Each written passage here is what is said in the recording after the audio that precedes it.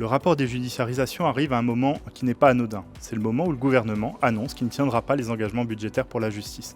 Donc l'objectif, c'est d'accumuler un certain nombre de mesures qui visent à faire des économies.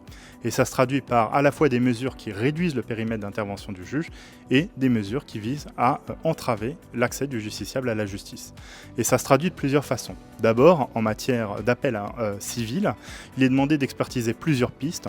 D'abord une augmentation du taux de ressort à 10 000 €, donc c'est autant d'appels qui auront lieu en moins, mais également en réduisant ce que peut faire le juge dans le cadre de cet appel, c'est-à-dire en transformant l'appel qui est aujourd'hui une voie d'achèvement en une pure voie de réformation, donc on discute moins de choses, mais également on permet au juge de rejeter par voie d'ordonnance un certain nombre d'appels, en se calquant sur la procédure administrative, au détriment de la qualité de la décision de justice et du contradictoire. Couplé à tout ça, il y a l'augmentation du droit de timbre, donc là aussi on pose des obstacles financiers pour accéder au juge. Donc des régressions en matière d'appel civil, mais qui s'insèrent dans une politique plus vaste où il s'agit également d'entraver de façon plus générale l'accès au juge. Ça se traduit par un droit de timbre qu'on veut mettre en place sous prétexte de favoriser les modes amiables de règlement des différends, tout en sachant qu'aujourd'hui on nous propose également de créer un droit de timbre pour financer l'aide juridictionnelle, donc on voit que tout ça n'est qu'un prétexte. L'objectif, c'est de faire payer l'accès au juge et de dissuader d'y aller. Par ailleurs, la partie perdante serait condamnée à payer l'intégralité de la procédure, donc en fait des obstacles pour accéder au juge, donc un justiciable qui a moins accès à son juge et des avocats qui ont moins de dossiers, moins de justiciables à défendre dans un cadre juridictionnel.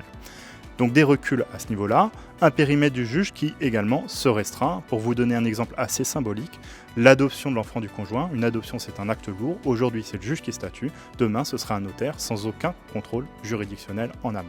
Donc des reculs significatifs. Je vous renvoie au rapport pour voir toutes les autres propositions auxquelles on répond, puisque le rapport est très fourni. Par ailleurs, en parallèle, le CNB s'est battu pour obtenir quelques avancées et on a réussi à avoir quelques victoires. À titre d'exemple, l'acte contresigné par avocat, aujourd'hui, on peut le faire dans le cadre d'un mode amiable de règlement des différends et on peut aller voir le greffier, on obtient une formule exécutoire directe, on peut faire exécuter. Demain, on pourra le faire même en dehors des modes amiables de règlement des différends. Donc ça veut dire qu'en bonne intelligence, on conclut un accord, on le signe, on va voir le greffier, et là, on a un acte qui est directement exécutoire et qui est directement utile pour les justiciables. De la même façon, on renforce l'instruction conventionnelle, donc entre avocats, on se met d'accord, on va faire une expertise de telle façon, on n'a pas besoin de passer devant le juge, et si on a une difficulté, on a un accès facilité et simple au juge d'appui.